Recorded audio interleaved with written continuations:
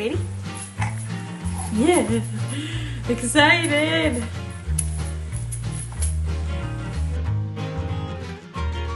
Hello everyone and welcome back to the vlog. My name is Amanda and this is Maggie and we are filming her 6-month update. I cannot believe that she is 6 months old already. Yesterday we had her half birthday, 6 whole months of life. It has gone so fast, but also at the same time I can feel every single day of life that we've lived together, if you know what I mean. But it has been amazing, and today we're just going to talk about Maggie and we're going to talk about how I'm doing and just give you the full update. If you're new here, this is the second update video we've done. We did one at 4 months and now we're doing one at 6 months. So I will link the 4-month video in the cards above me. Alright, Miss Margaret was born on February 19th, 2021, and I do not have her current measurements because her 6-month appointment is not for another 2 weeks or so. So I don't know how tall she is or how much she weighs, but she has grown a lot since her last video. And she's very tall, and she's wearing size 6 to 12 months in clothing. Mostly 9 months right now, but if the sizing is like 6 to 12, that's what she's been wearing. And this is a 9-month outfit from Carter's, if that gives you any idea. Alright, we are going to jump right into our first segment, which is all about feeding. Maggie is exclusively breastfed, or at least she was until a couple weeks ago. I actually recently introduced solids to her mealtime. It has been quite interesting. It's something that I researched. I read that baby-led weaning book that I talked about in my last video. I also follow this account called Solid Starts, which is just an absolutely amazing resource if you're interested at all in baby-led weaning or introducing solids to your baby. The creator of the account, Jenny, she just has an amazing heart, and she's really created her company because of her own experiences with her child. He's 5 years old now, but when he was in his first year of life, she was kind of like restricting his food because she didn't want him to choke. So she would give him like a teeny tiny bit on a spoon and really just kind of spiraled down from there. He would basically stop eating and he was admitted to the hospital. He wouldn't eat like food by 1 year old. It's all this different stuff. So out of that experience, she decided to create the Solid Starts account, and she has just been providing so much amazing resources. They have an entire database where you type in the foods and it shows you how to prepare it for your baby. When to introduce certain foods. You can log all the different foods that you tried, and that's really what I'm using as my main guide for introducing solids to Maggie right now. So we are skipping purees entirely, and I'm just jumping right into offering her food that is prepared in a safe way for her to try. And she's still mostly having, well, she's exclusively having breast milk as her nutrition, so that way it gives her time just to kind of try different textures of food, different tastes, different flavors, and it's really just giving her a chance to experiment with food, and it can be quite messy. At this point, I'm only doing maybe one meal a day because it's just a lot of work and a lot of time to make sure that she's, you know, trying the food for a long time, giving her plenty of time to try it, cleaning up, getting her ready for her next nap. So at this point I can only fit in about one mealtime a day. But so far she has already tried over 18 different foods, and that includes things like olive oil and butter, so like seasonings as well. But on the tracker that I have 18 different foods, so I'm pretty excited about that. And so far I would say her favorite is tomato, which I'll insert a picture of her trying the tomato. She was very pleased with that. And also strawberries she really loved. She seemed to really like Greek yogurt. She has tried mashed potatoes with ground beef in it. She had a piece of steak that she didn't obviously chew, but she just sucked all the nutrition out of it. I think she enjoyed that. So that is my plan right now, is just to keep breastfeeding her. She's still eating 8 times a day. She dropped 1 whole feeding, so she's still nursing 8 times a day. And then we are trying different foods here and there when we can, and it's like no pressure situation because she's so young, and I really just want her to experiment and see what she likes. And then hopefully, you know, it's really helping her oral motor skills with practicing moving the food around in her mouth and chewing on it, gnawing on it. She has swallowed some food, as I saw in her diaper and in her spit up. So she actually is swallowing some of the food, which is crazy. She seems to be enjoying it, and I'm just gonna keep working at it. And I'll let you guys know how that goes in future videos, because right now we're just at the beginning of this experiment. Hello! Alright, the next topic I want to discuss is sleeping, and not much has changed in the sleeping realm. She is taking, well, I don't know how many naps she's taking at 4 months, but now she's taking 3 naps as a whole, and this past week she's been trying to drop a nap, at least it felt like it. She seems a little bit young to be going down to only 2 naps. A couple days this week she only took 2 naps, and she also took about 45 minutes to fall asleep. And right now she's in leap 5, so that could contribute to her poor sleep right now. Overnight she is still waking up 3 times a night, very consistently. Lately she wakes up about 11 o'clock, which is when I go to bed at this point. I just nurse her and then we go to bed. And then she's waking up usually at 2 a.m. and 5 a.m. Yeah, it's been very consistent with the overnight feedings. I'm honestly okay with it because she nurses very well overnight, so I know she's getting some of her best feedings in at night, and it doesn't bother me too much, especially because I can usually just rest during the day if I need to. There are some nights where it's really hard for me to get up. As a whole, since I kind of expect it to happen, it's not as upsetting to me if I know it's gonna happen, versus if she had been sleeping through the night and suddenly waking up all night, that would be a little bit harder to handle. She has never slept through the night, not even one time. I think the longest stretch she ever gave me was almost 7 hours, which was totally an anomaly. We are waking up 3 times a night and taking about 3 naps a day. And her naps usually range from 50 minutes to 2 hours. And that really just depends, and I never know how long it's gonna be. It's very inconsistent. So something I've noticed for myself is, since I don't know how long she's gonna be asleep, I sometimes almost feel like paralyzed during nap time when I want to get a bunch of stuff done. It's kind of like I don't want to start a project or start working on something because she could wake up anytime. Something I have to personally work through is like, just work on as much as you can.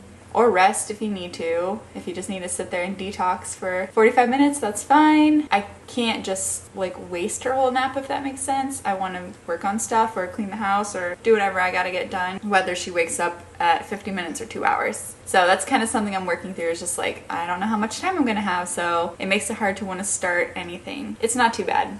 I usually can accomplish some things and then also take a break during her naps as well. So that's pretty much it for sleeping. It's just, you know, she sleeps well overnight for the most part. It's just those 3 wake up times, but when she is asleep, she's asleep. Alright, the last segment for Maggie, which is always the most fun, is skills and playtime. So Margaret is finally rolling. I feel like she was on the, not delayed, but you know, like I was kind of like, okay, when are you gonna roll? And then one day suddenly she did it, and she just rolls and rolls and rolls. As soon as you put her on her back, she flips over and she started to slither, I guess you could say. She can turn herself to the side and then just continuously push backwards. She can't move forward at all, but she can cover a lot of ground if you put her down. Oh no, where are you going? You want to stand up? Stand there. Big baby standing up. Say hi. Hi. Okay. Anyway, so yeah, if I put her down, she can really cover a lot of ground by turning her body, pushing away, slithering around, and the days of me just putting her on the bed to go to the bathroom are over. It's no longer safe to put her on high surfaces without being right there watching her. That's Mama's hair, let go. Let go of Mommy's hair, that hurts Mama, thank you. So yeah, it's no longer safe to put her on the bed. I definitely have to always be watching her unless she's down flat on the ground, and even then it's kind of like you don't know what she's gonna find. I consider myself to be a pretty good housekeeper, but Maggie has been finding anything on the ground, like feathers from the pillows, or she always has hair in her hand, or anything she can find. I'm like, okay, just gotta keep an eye on that so she doesn't put it in her mouth. So it's definitely been interesting to see how she can find all these little things. Anything in her radius is no longer safe. She's very strong. She will grab anything she sees that she wants. So if you're trying to drink your coffee, she will grab it. You know, anything around, she loves grabbing the cords. So it's definitely time to start baby-proofing the house. Just watching her like a hawk. Basically anything that she can grab, she will. She's very interested in developing her sense of touch and grasping everything. She just loves to explore, and her favorite thing is tags. Like, babies love tags. They're interested in the small details. Anytime there's a tag, she'll find it. I think I have to put her down to play.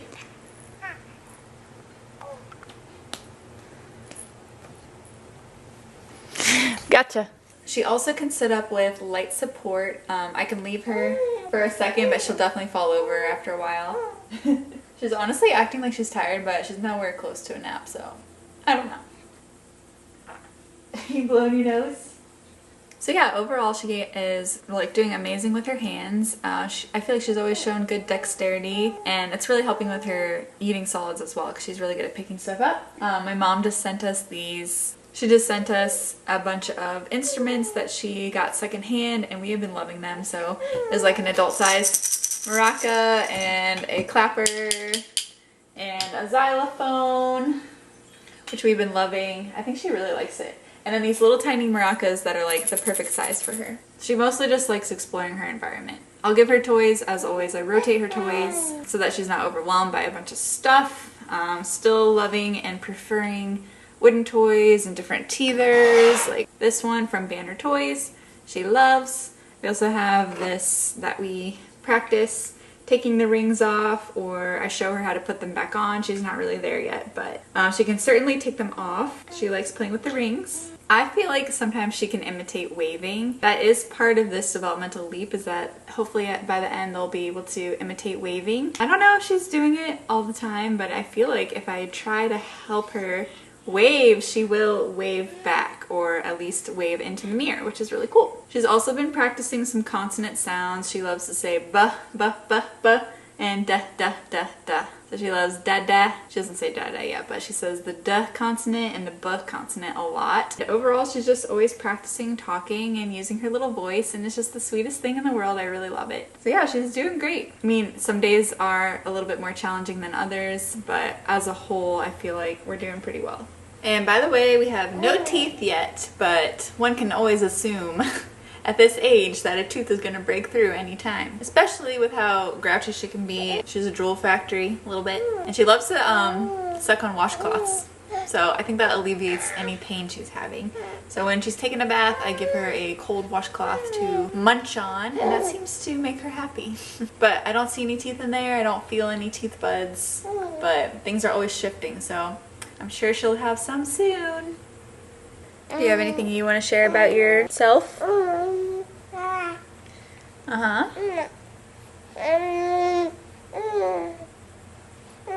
Are you eating your shirt? Okay. She's grumpy. I just had to put Maggie down for a nap. She was kind of getting quite whiny the last segment there, so I apologize if I was a little bit all over the place with talking about her skills and everything like that. I was a little bit distracted, but she's asleep now, so I want to move on to my postpartum journey. I think it's important to talk about, especially for mothers out there. It's not always just about the baby, it's really about you as well. So just want to take a minute to talk about myself. Overall, I feel like I'm doing much better, even better than last time at the 4-month update. It's crazy because like when you're in it, you feel like you're doing great, and then time passes and you realize you're doing even better. So looking back, you're like, wow, I wasn't doing as well as I thought I was, because you're gradually always healing more and you're just getting better as time goes on. So I feel even more healed and more back to normal than I was even 2 months ago. I am still going to pelvic floor physical therapy. I've had 9 sessions now. So I probably have a couple more to go, which I knew that in advance that it would be like 9 to 12 sessions. Still going to that every week, and that's helping a lot. And if you want to know more about that, I talked about that a lot in the last video. Also, my hair loss I'm still losing hair. It's not as bad as it was, but I still feel like I'm losing a lot, and I'm just kind of like, how much more can I lose? I know it looks fine as a whole. I'm just kind of like still losing hair. My skin has normalized. I feel like brain fog, if you know what that is. I feel like my brain fog is starting to be better. I didn't realize how bad it was until, like I said, now I feel even more clear? Apparently not. I feel even more clear-minded. For example, at the 4-month mark or the 3-month mark, I couldn't even focus on reading a book. It was very bizarre. Like, I would try to read and I just did not care. I could not focus. I couldn't comprehend what I was reading. In the 4-month mark, I was able to read again, so I finished a couple books. I finished the Baby-Led Weaning book. I finished Montessori from the Start. That was a good read. And currently, I am reading, let me grab it. I'm currently reading another Montessori book, but this one's actually by Maria Montessori, who is the founder of the Montessori method. So the other one that I read was kind of like an overview of Maria Montessori's theology. I guess you could say, theories. And this one's written by herself. I actually only read the introduction so far, but it was very interesting. The person who wrote the introduction summarized some of Maria Montessori's contemporaries' theories. So that was really cool to like hear about other children developmental theories from the early 1900s and the late 1800s. Anyway, I'm going to be reading that book. Excuse me. I'm going to be reading this book over the next month or whatever, how long it takes me to read it. Something I wanted to kind of touch on too is overall I am feeling better, but I have to say that, and I don't mean this in an arrogant way at all, but I have never felt so confident in myself as I do since becoming a mother. And I feel like something I've kind of been thinking about is I've never really fully felt like I fit in anywhere. And I don't want to be like, boo-hoo, what do you mean? Of course you fit in. Like, I just have always struggled to feel like I'm a part of stuff.